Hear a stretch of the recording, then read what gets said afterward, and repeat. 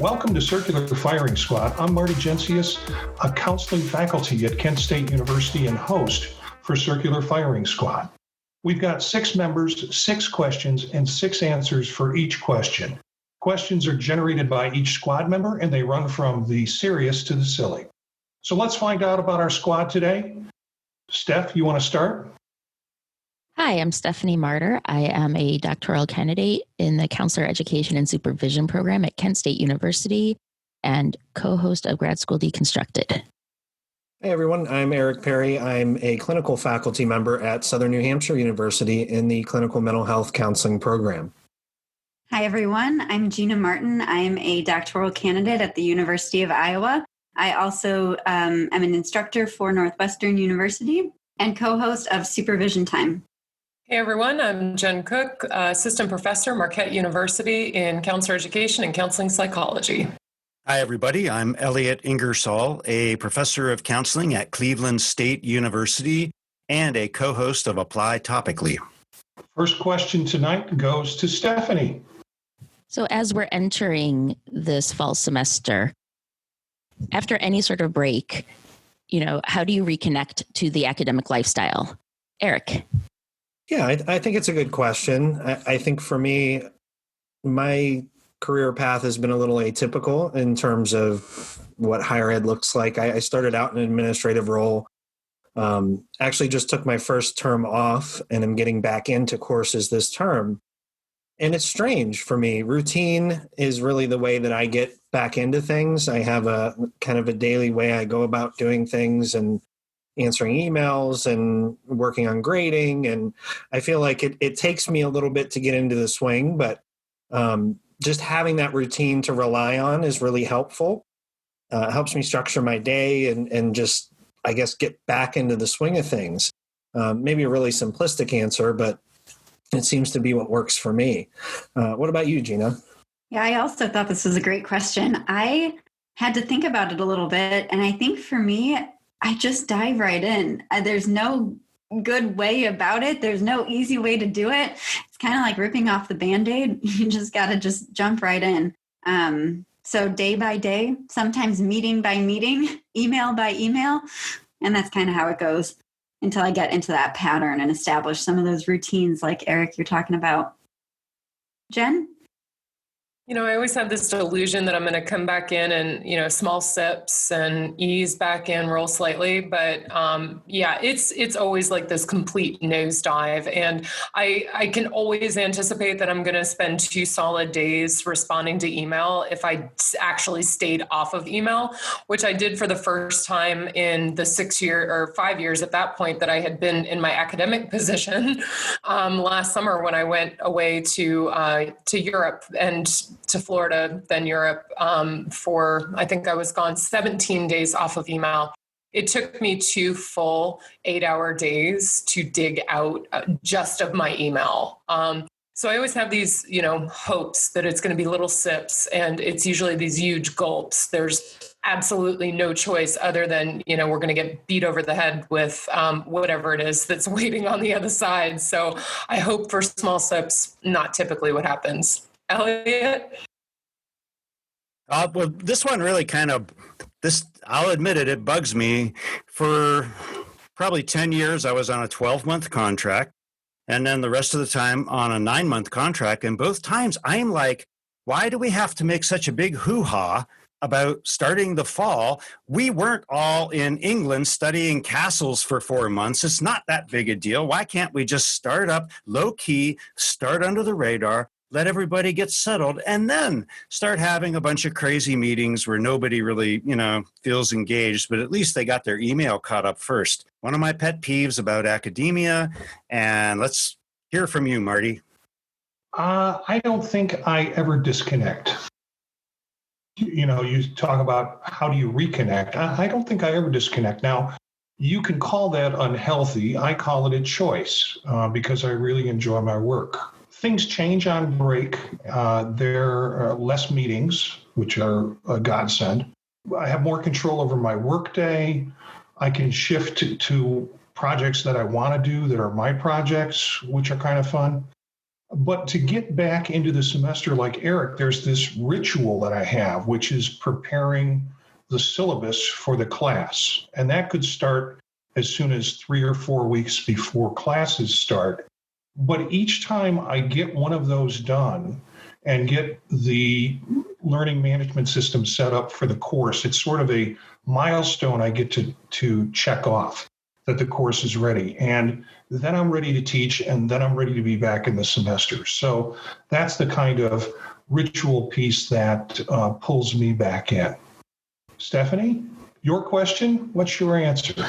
I was thinking about this, listening to everybody's answers, and Marty, your last several comments about never truly fully disconnecting, I think probably is true for everybody here, because I'm not sure if anyone could go even on vacation and not have something flutter through their minds related to teaching or the work that they're doing.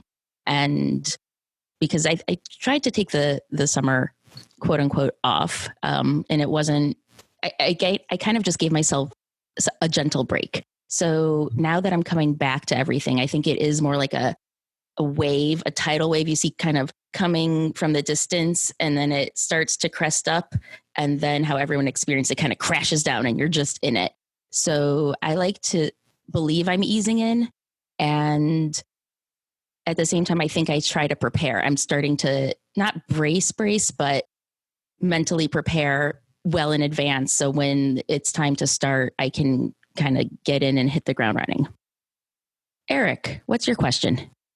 So as we do, change it up just a little bit and ask everyone what annoys you that others seem to just love. So Gina, what about you? So I was thinking about this, and I was going through all these different options, thinking of things that irritate me that potentially my partner loves or that others around me really seem to enjoy. And then I got a phone call, and it dawned on me that I get annoyed by phone calls. I don't like talking on the phone. And it just so happens that everyone in my life is a phone caller. Everyone loves to just hop on the phone. My mom will call me and she'll just call to talk. And I just don't understand that. I don't like sitting on the phone. My husband also does the same thing. He likes to have these lengthy phone conversations, and I just don't like being on the phone. How about you, Jen? Oh, Gina, no phone. Those of us who are Xers on this call, I have a feeling that like we stayed so connected to our phones like that.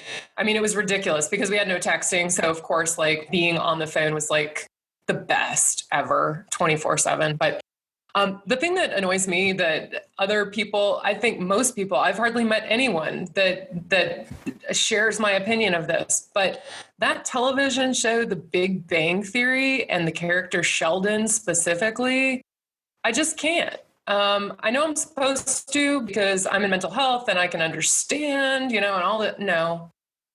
That show puts me over the edge. And to be truthful, so does The Office. I'm just not smart enough for it, I guess, because it irritates the crap out of me and everyone else seems to absolutely love it. I just can't. Elliot. Well, the first thing that came to mind, of course, as a baby boomer was social media. I don't get it. It's boring to me, and my ADHD brain is just like, why don't these pictures don't do anything? But I think the real thing that I have is football, American football, not football as we know in like Europe, but American football.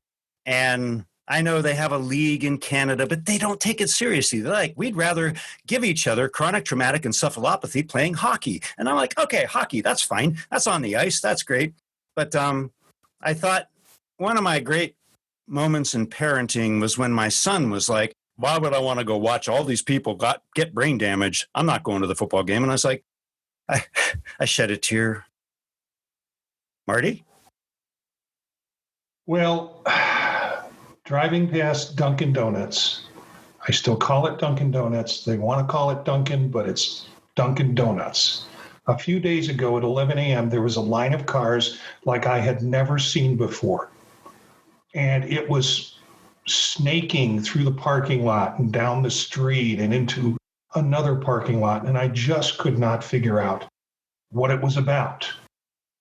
Especially at that time of the day, 8 o'clock, 7 o'clock in the morning, you expect a line like that. But then I saw it on their sign. We have pumpkin spice. I don't get it. It's like ranch flavor. They put it in everything. Worst thing they do is put it in coffee. Coffee should be done without any flavor, without any cream, without any sugar. Drop the mic, pumpkin spice. Stephanie.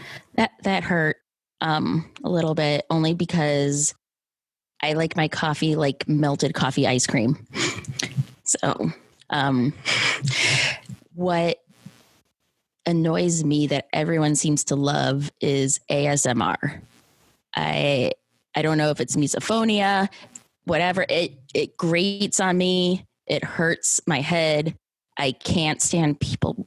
I won't even do it because I'm going to annoy myself. But the whispering, and like there was a beer commercial that was on and I had to change the channel every time it came on because there was this woman whispering about how great it is in the outdoors, and you hear all the sounds, and but people love it and they'll listen to YouTube and do all of that forever. But I can't stand it.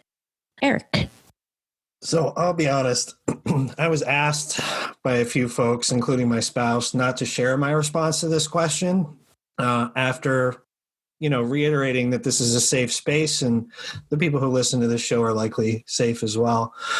I'm going to go ahead and share. Musicals. I don't understand why dialogue needs to be in song. It bothers me. It irritates me. I have a great respect for the arts and people with talent, and it's fascinating to me, but all it does is really just get on my nerves, right? If I want dialogue and I need to understand what's happening in the story, that's what I want. I don't need to interpret it through dance or song to figure out what's happening in the storyline, right? I'm all about music. I love music. I'm a huge fan, but not in my story. Like you're mixing it up for me, and it stresses me out. It's not fun for me. And I know I'm kind of alone in that boat probably, but I just feel like that's just something that seems to drive me nuts. And my kids and my spouse have been on a musical kick as of late, and want to include me, which I so appreciate, with really anything other than this, honestly. So that's my response. So I think our next question goes to Gina. And before Gina offers, I would just like to say, Eric, your answer was lovely. Oh, can you get fired from CFS? I'm actually appalled that we speak everything rather than singing it personally. I mean, I think that I've personally sung on this show at least twice so far, if not more than that. So I would prefer to sing all day long as opposed to actually speaking. Yeah, you can do that on your podcast. Gina, what's your question? So great. So my question is a little bit challenging. I want to hear about a great mentor that you've had and why and how they influenced you. So we'll start with Jen. So last week I gave shout outs to probably at least half a dozen people in the counseling profession that have been super important to me in my development. And this week, I think I want to highlight two people who have been important over the past 6 years in my development, because when I was in my doctoral program, we sort of had what I would call lateral mentoring with a group of women who were at different levels in their process. We were all within the same university, different campuses, but we were always sharing information with each other, helping each other out, being that ear when people needed it. And when I got to my first job, I still communicated with those women, some of whom were still in their doctoral program, but I feared that I wouldn't have that amongst my colleagues. And I didn't immediately, but there were two women in particular who are senior to me who stepped up, Lisa Edwards and Sarah Knox. They have just been probably the most amazing, strong women colleagues that I could have ever asked for. They will celebrate with you. They will cry with you. They will tell you to get off your crap and keep it moving. They've been such amazing cultural brokers, because I think you all have heard me say in other shows that I'm in a very patriarchal system, like more so than maybe some other higher ed in terms of kind of the old boys club. And these women who are much more senior than they're both full professors. They've been really awesome to me and just have totally brought me along in research, teaching, and service. So those are my two for this week. I've been very fortunate. I will say that, and I also will say that there is not just one mentor for everything. So, finding specific mentors in specific spaces for specific needs, I think is incredibly important. And I've really been fortunate to have that in my local job. Elliot. Well, I'm going to go a wee bit outside of counseling. I've had many counseling mentors, but when I was getting my graduate degrees and beginning my career as a professor, I was also working as a professional musician for about 35 years. And that was always a difficult business. And it kind of crashed and burned in a way that I was like, wow, I should figure out another thing to do here creatively. And I, going back to the last question, I got into musical theater, and I'm not going to sing my response, but I do want to say there's a director. His name is Will C. Crosby. He's a genius, and I knew nothing about theater. And he was like, well, can you take instruction? I'm like, yeah, I can do that.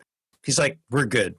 And he drew out of me so many facets that I didn't realize were in me to get into character, even to sing higher than I thought I could.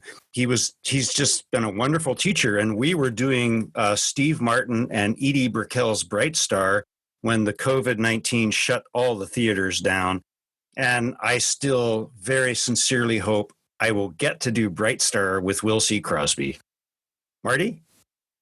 I mentioned a few comments, mentors from last week's show, but I think they all brought different parts to my life. The one that I'm going to speak about tonight is John McFadden, who is Benjamin E. Mays professor at University of South Carolina. From him, I learned the stylistic model of transcultural counseling. I took advanced multicultural counseling from him before any other universities had advanced multicultural counseling, and before many universities had a multicultural counseling class. So we really came from different worlds, just culturally and experience and such. And my dissertation committee forgot that they needed to have another member on from the college. And at the last minute, prior to my defense, they suggested I ask John McFadden to be on the committee. And he agreed to be on it. And we've been colleagues and friends for 25 years. We talk to each other every 2 to 3 weeks and spend an hour or so on the phone. He has unconditional caring, and that's something I've picked up from him. He has taught me a lot in terms of unconditional caring for my family, my work, and is interested in everything I do. Quick, interesting story. We went to a conference in San Diego and decided we wanted to go to Mexico. And so we got on the train and we went down to Mexico. And I was going for the first time to another country with a individual who's a multicultural specialist. And what I learned from him was the importance of just being quiet and soaking things in and observing and watching and learning from that experience. So yeah, he's one of my more memorable mentors. Stephanie? So I'm going to kind of just mention some traits of mentors that I feel, that have meant the most to me, that have given me that academic support, but then also on that personal level. And then it's just pushing me, but allowing, encouraging me to do things, not just because it's their job, but it felt more like because they thought I could actually do them and get things out of it and contribute in some way. And getting those opportunities to grow and to learn and to see for myself that I could do more than just sit back in class and be a good student as far as just getting good grades, and kind of branching out and discovering just all the things I always wanted to do and always wanted to accomplish, but never feeling like I could connect and to be able to get out there. Like, how do you start all these things you want to do? And then to also, so just giving me that confidence and those opportunities, I think that's going to be a lasting impression, and it really shapes my time as a student. Eric. We talked about a lot of mentors, I think, last week, and, it brought me back to family. And my grandmother really was an inspirational person in my life. She was one of 12 and the only child with a different father than everyone else. She was kicked out of her home at about 15, has a middle school education, worked as in private home care for almost 60 years. She's 70 some years old, lifting on 200-pound people and taking care of others. And it wasn't just that. It was the really enforcing this idea of what it means to be with someone, be there for someone, that caring about people and being someone who cares for others isn't just about that, right? It's about who you are, what you bring in, your impact on others, about things you can't even control, about who you are and what that means, and being able to understand that. She knew that when she walked in a room, how she spoke, how she looked, how she dressed made a difference. People knew and reacted to that in certain ways, and really influenced in my life the ability to take a look at yourself and understand who you are and how that affects other people. So, it was really this kind of ideology and mentality that brought me closer to the field and really made me feel like counseling fit better than these other professions, just with who I am as a person and how I wanted to operate professionally. So she really deserves a lot of credit for inspiring me in that way and being a really solid figure in my life. Gina? Yeah, I love this, and I love these answers because I think it's so important, and these people mean so much to us in our career development. And so my response to this is similar in that I had a brutal first quarter teaching. I was pregnant, newly pregnant, very, very violently ill. And I would eat popsicles the entire time that I would teach class. And I co-taught with one of my amazing mentors. Her name's Steph Standifer. And she really empowered me to take control of that class, to step into my own, even though I was literally sitting there with a popsicle hanging out of my mouth and a bucket next to me. She really empowered me to make me feel that confidence and to feel that competence that I could do that. She's also given me a whole lot of opportunities that I wouldn't have had I not known her. And just, again, with that empowerment quality, just letting me take ownership, developing me into the, teacher, instructor, counselor that I am. And I think that's an amazing thing. Additionally, I feel very lucky to have had an excellent supervisor as I started out my clinical career, who also forced me, pushed me, challenged me to become my own clinician, not just a replica of who he was. And I think that type of supervision is so rare. And I'm just so thankful to have had that experience. So those are some of mine. With that, we'll move on to the next question. Jen. Well, before I give my question, I have to give a shout out. Steph Standifer is a badass, and she is, and there's no other word for her. So I'm sorry if that has to get bleeped out, but she and I met as doctoral students, and she is the kind of person who can make anybody feel like they can take over the world. So in terms of the lateral mentoring, I just love seeing Steph to be like, you got this. I can't wait to see what you do next. That is the energy that comes from Steph. So I just had to get in there and second on that. So my question tonight tonight, I think, is an interesting one, given the mix of our group in terms of experience level of thinking about that we have doctoral candidates in our group, we have some of us assistants, and then we have our more seasoned associates and full professors here on the call tonight. So my question for y'all is, what is one thing you think counselor education doctoral students do not get enough of or need more of during their doctoral training programs? And we'll start with Elliot. My first thought was raves, parties. Have a good time. Yes, exactly. Dance parties, raves, whatever. I mean, I don't mean to be politically incorrect. It doesn't have to involve substances. Dance parties are just perfectly fine.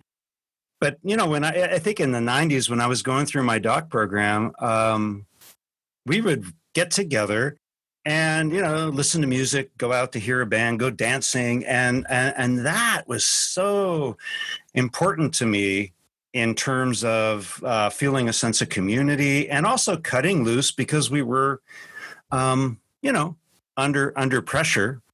I think the other response was I would love to see a more structured teaching experience. And I think that programs do that better now. But when I was getting my PhD, it was like, well, oh, you just did a dissertation, so surely you can teach. And I was like, what? Oh, okay, sure. So, you know, those are the two things. But I would privilege the parties and communal gatherings. Marty, how about you? Well, I would agree with you on more teaching, but to me, that's kind of low-hanging fruit for what we think we need to do. And I'm going to sound like a real buzzkill to what you just said, but management training. I think doctoral students in general need to know how to run meetings. We don't necessarily have that experience. And, you know, running meetings, when do you really need to call a meeting? And if you're calling people together for a purpose, then you better have a reason for them to all be in the same room. So, you know, so come up with some actionable items and get their input and do something with that. So agendas, motions, tabling, all that sort of stuff that is not part of a doctoral education. But once you get out, you're spending a lot of time in meetings. And if you wind up working in professional organizations, then you better know Robert's rules. Jen and I have sat through some terrible meetings together, ones that I was in charge of because people in the group did not want to follow a process. So Robert rules really sets that straight. And I think those are two areas that I think would improve doctoral students and doctoral education. Knowing about meetings and how to run them, and also Robert's rules. Stephanie. So this can be a little difficult as a student because I realize I do not yet have my PhD. Also, this is really important as I've heard it from multiple students in multiple programs. That is concerning communication, specifically the idea that if there's a concern or a problem that the faculty have about a student, students really want to be aware of that as soon as possible, want to use that feedback. They don't want to hear 2 or 3 months later that there was a problem. Students want to learn and grow and take constructive feedback and be able to apply it. It can be disheartening for students to learn that there was a problem, that there were concerns, because in that time, a student could have been addressing it. They could have been improving. They could have been growing. And it feels like that chance might be taken away from them if they don't even know that those concerns existed until so much later after the fact. Eric, how about you? So I want to acknowledge first that it has to be a difficult question in your position, right? I think that feedback is really important, though. And, you know, there may be a point where you're more comfortable sharing it, or a venue in which you're more comfortable sharing it than something like this. I'm going to pick on the low-hanging fruit that Marty talked about. I don't find much anymore that I'm bashful about talking about. You know, as a clinician, I don't blush anymore. I don't I don't really have those moments. I'm okay with whatever it is my clients bring to the table. I mean, there's still those bombshell moments or those shock and awe moments. And, those will never go away, but never really I don't shy away from anything. I think what I felt unprepared for leaving was, how do I inspire the types of thought, the types of, meta thought and examination and, those things about becoming a counselor and thinking in the ways that we think and understanding the process the way in which we understand it. That pedagogy is difficult. I still find myself reinventing that all the time. And I think some of that's okay. But I really felt like I was fumbling in the dark leaving.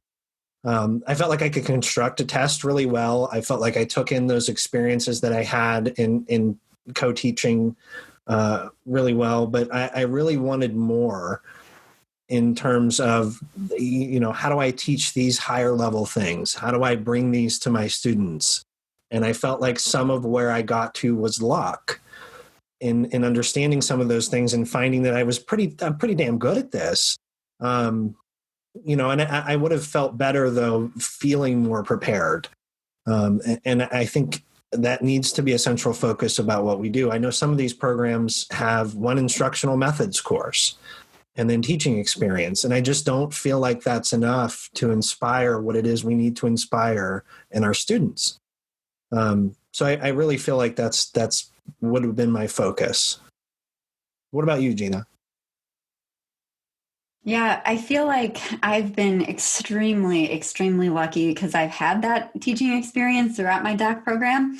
Again, thanks to my wonderful mentor, I was offered that opportunity, which I know is unique and I know it's different from a lot of other doc students. So to me, I feel more prepared on the teaching front. I think it's interesting that nobody's mentioned statistics. At Iowa, we have a whole lot of series of statistics, and I think that that's been something that has been a particular dread for a lot of students in our program.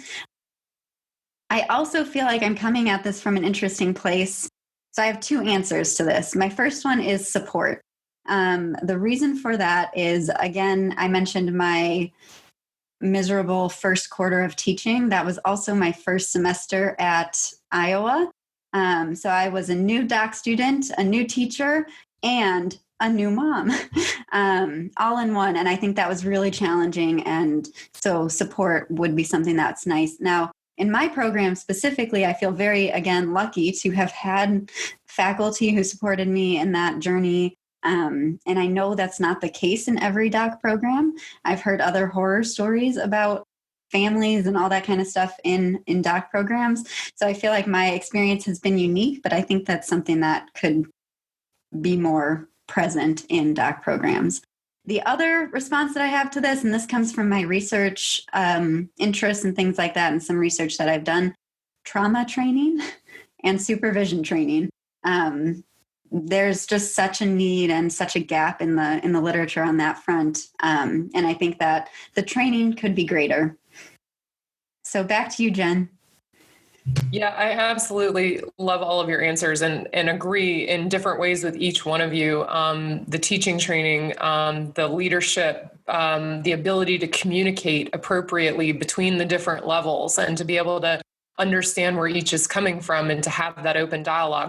I'm not sure that I was taught many of those things, to be honest, but where I was going with this is a lot what Marty was speaking to in terms of management, but I want to include leadership as part of management. So that leadership is not just being in charge of something, but also being a model, being a role model, being somebody who is approachable and able to communicate in a way that is respectful. And being able to do that within all areas of the pillars. So thinking about it in teaching, research, service, supervision, the fourth pillar for us, right? So thinking of like how leadership and management kind of come together in each of those areas, I think is incredibly important. And I'm not sure that we are taught either to be good followers, and that was something that I realized really early on in my career as an academic, was that I don't think that I was ever taught that I should be a follower. It was always lead.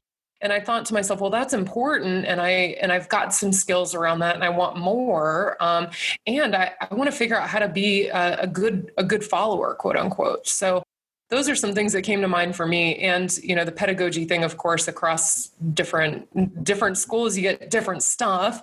And figuring out, like, as we continue to grow as a profession, this feels really important to me because we are still very, very young and we're continuing to grow and to become stronger. And I think that's where I was headed with this question.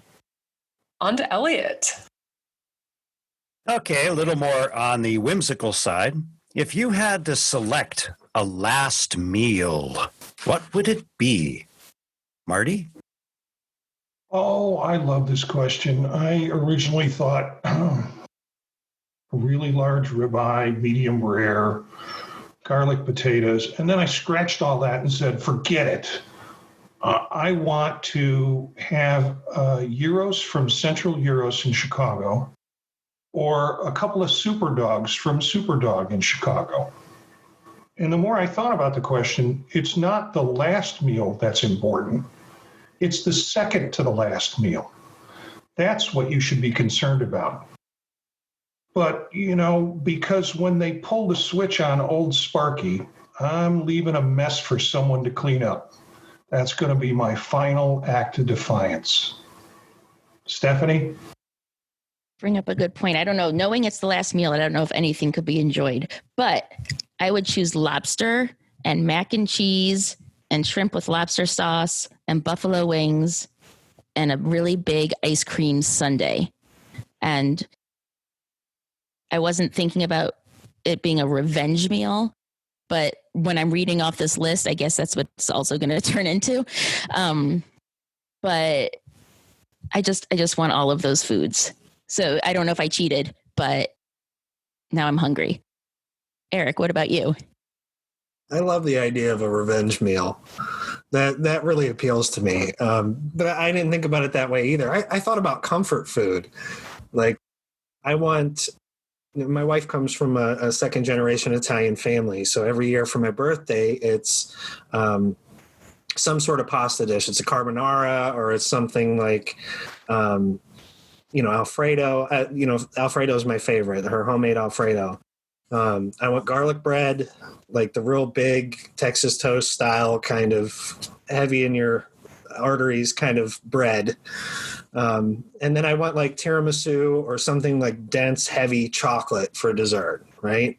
A little espresso, and I'm good to go. I'll be up till 3 a.m, but if it's my last meal, it really doesn't matter anyway. So I'm gonna go ahead and go for the caffeine kick, right? What about you, Gina? So similarly, I come from an Italian family. And when I read this question, my very first initial thought was my great aunt. So she passed away years ago now, but she used to make the best gnocchis, which are like Italian pastas. For those of you who don't know, they're kind of like a little dumpling a little bit. And she taught me how to make them. And so I've been trying to make them ever since I learned, years ago. And they've never quite turned out as good as hers. So my last meal, I would want her gnocchis, which isn't really possible. But as a second best, I would take the ones that my mom or me make, but also with a side of the garlic bread and a huge, like, bottomless salad. I love salad. So something like that. And then about 2,500 cupcakes and a big chocolate cake. I have an immense sweet tooth, so I am all about dessert. So pasta for the main course, and then lots and lots of cupcakes. How about you, Jen?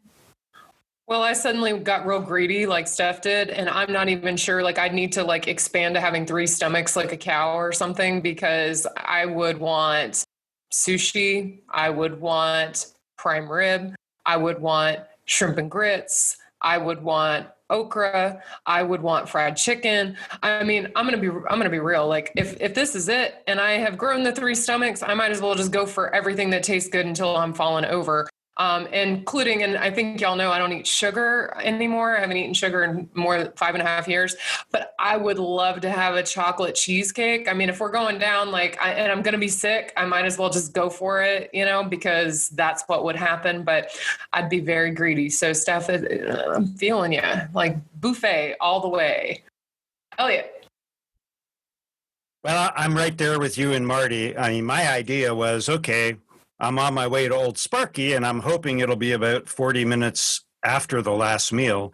If that's the case, I want Southern fried chicken, French fries, and a pint of vanilla Haagen-Dazs. And yeah, probably drop some cake in my pants, but it won't be my problem after Old Sparky is done firing. Next question goes to Marty. So my question is, comes from an experience. I'm stuck in this room for 7 months now, and I'm going to turn it into my dream room. And I realized that the Mac Mini I use as a home computer to do all my work on can handle up to 4 monitors. So last week I added a third monitor without realizing what I'd use it for. So my question to you is, if you had an additional monitor, what would be on it? Stephanie? Right now, I'm working with one monitor. So if I had an additional monitor, it would be all of the other boring things that I have in dual windows on my individual mono monitor. But if I had just an extra monitor that I wasn't going to use for anything, I would either be having Judge Judy, 90 Day Fiance, or just watching a bunch of kittens play around. Eric. Well, I admittedly have a few monitors. Marty wins, obviously, with his 3. I have the computer screen and then two other monitors up, and I found that productivity, it's helpful to have other things up, but I can only look at one thing at one time. But it's nice to have different things sorted around. So I'll have like email and whatever I'm grading and something else to distract me. And the more monitors I have, the more potential distraction I have. So it's sometimes it's helpful and sometimes it's counterproductive. But I think if I had another one, I would go the entertainment route, right? I would give myself something to glance at that would, give me an excuse not to do what I was supposed to be doing. And, largely it ends up being whatever music I have on in the background, or whatever that ends up on the other screen when I want to distract myself from doing something remotely productive. What about you, Gina? Are you sure you wouldn't have a musical on the other monitor? I'm 100%. I'm never going to live this down. I feel like now I shouldn't have trusted you people. There's nothing wrong with your answer. At least you're not swimming in the bummer boat. I'm going to fire myself. So I have several monitors. I actually think I'm tied with Marty, because my partner has so many up. I have never connected them all to my computer, though. So I'm intimidated by the extra monitors. But if I had to go with an answer, I think I would pick some online shopping to go on the extra monitor for a source of distraction from grading and emails. Jen, how about you? Okay, so I'm really glad that there were so many people who answered this before me, because I didn't even know what this question meant. When I read it, I was thinking like hall monitor, who's monitoring me? Like for whatever reason, like a computer monitor was not popping into my head when I read additional monitor. I guess I would just look at the stuff that I'm supposed to be doing. Like I find that when I'm on these calls, for example, or I'm recording something, that there's other things I need to look at and I have to send it to my iPad to be able to have. So I guess I'm probably just going to be super boring and be like putting other things on there that are for work. I don't know. I make do with the MacBook Pro and that's it. Elliot? Well, I run two monitors, and if I'm writing, especially like a source that I might be quoting or working from is on one monitor and the manuscript is on the other. But if I'm doing regular work, I have streaming concerts because I love loud. My ADHD brain loves loud rock music. So I had a streaming Pretty Reckless concert on the monitor one day with the, in the speakers. I had the Rush R40 concert. So just depends on what I'm working on. Marty? What it worked out for me was center monitor is whatever I'm working on at the moment. Left monitor is calendar and email. That will stay up because if something comes in, I need to respond to it. I don't have to open it up. It's right there. And the right monitor are documents that support what I'm working on, an article, a budget, class management system. That's what sits on the right monitor. Today, however, I was editing the last show from the one you're listening to right now. On the right monitor, I had the Cleveland Browns losing, and on the left monitor, I had the Chicago Cubs winning. And both of those, the sound was off because I can't have that sound on and edit audio. So I got a little bit of that forced entertainment in. That rounds out the questions for tonight. So we have got one final shot. And I'm going to ask the question, do you have a tell, and what is it? Stephanie? I was thinking about this, and at first I thought, I don't have one because I don't really try to bluff or lie. But then I realized I stutter. Can't get the words out. Eric. Well, I'm kind of off sharing stuff like this with the group at the moment. I'm going to risk it anyway. My nostrils flare, and my wife catches it every time. I mean, when I'm not saying something and I feel a certain way, she just all I have to hear is, there it is. And I know I have to continue speaking because she knows something's there. What about you, Gina? So I had to think a lot about this one too. And it goes back to when I first started practicing counseling. I ran a small group with a bunch of socially and emotionally challenged middle schoolers. And I was so uncomfortable in that group that my co-counselor and my supervisor and the entire practice started to make fun of me for the way that I would respond to the kids, because every time they would do something, I would just laugh uncomfortably, like, and then move on. So that became the thing, was my high-pitched, forced laughter. Jen? I don't think so. I was actually thinking when I read this, maybe I should ask y'all, do I have one? Do you see one? I'm pretty myself in this time. There's no errors in this time. So if I have one, give me a shout out on it. I don't think I do. Elliot? I've been told on a couple occasions, variations on the following, that when I get highly agitated, a vein in the middle of my forehead seems to throb, and I look like I'm going to snap license plates in half with my teeth. Marty? Well, this comes from this week when Aileen and I were waiting for a tow truck, which is another story altogether. But apparently, whenever I make a statement, I'm trying to convince someone, my left shoulder shifts forward. And Aileen pointed this out to me. So I wish I would have known this a long time ago, before all the fibs that I've told all these years. So I guess this makes us a terrible team to play poker with, because we know everybody's tell, except Jen's. But editing the audio from these podcasts, you all have distinct audio tells that you don't know about. So what did we learn today? Well, from Eric, we learned that he'll never see a musical that we won't kid him about. Stephanie plans revenge meals and doesn't know it. Gina, one thing about Gina is don't call her on the phone. She won't pick up. Elliot knows more about musical theater than we hoped for. And Jen, on her deathbed, all she wants is sugar. Thanks for the squad, Stephanie, Eric, Gina, Jen, and Elliot. look for some of these characters on their podcasts on thepodtalk.net. You can find out more about them at circularfiringsquad.net. Our theme music is from Menage a Quad, Real Swing Shet. That's it for this episode of the Circular Firing Squad. Ready, fire, aim.